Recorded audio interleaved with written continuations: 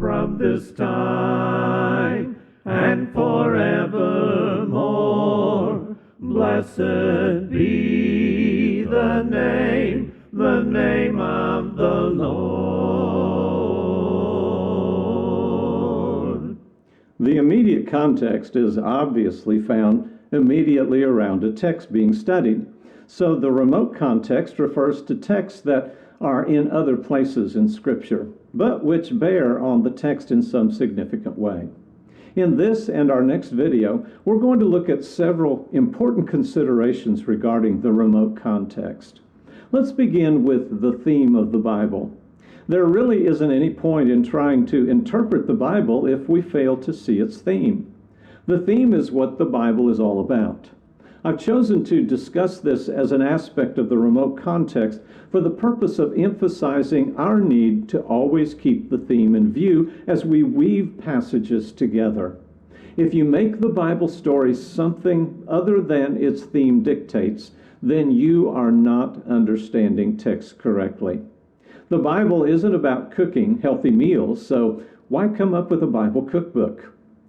The Bible also isn't about being able to succeed in our personal endeavors because Christ will give us the strength to do so.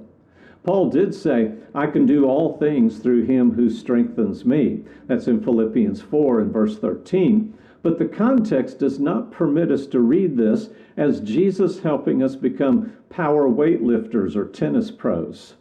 While righteous living will bring a blessing of sound reason in God's favor, making the Bible a magic pill for personal gain is a very carnal way of interpreting a book with a distinctly spiritual goal.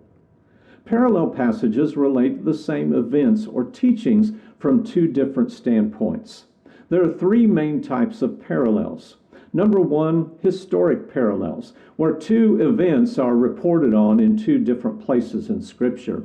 Number two, subject parallels, which may take place on two different historic occasions but relate to the same subject. And number three, prophetic fulfillment, which isn't a parallel, strictly speaking, but is on topic and provides critical information on what a prophecy actually meant. There are two primary places you will find parallel passages. The first is in the Old Testament histories, 1 Samuel through 2 Kings, paralleled with 1 and 2 Chronicles. The second place is the Gospels, Matthew through John. These are not the only places that you'll find them in Scripture, but you may expect parallels to be frequent in these two locations. A great example of parallels at work, and my personal favorite, are the resurrection accounts in all four of the Gospels. These provide differences that enrich our understanding of the movements of people and their emotions. This is also true of the Last Supper, the garden scene, and the trials before the Jews, Pilate, and Herod.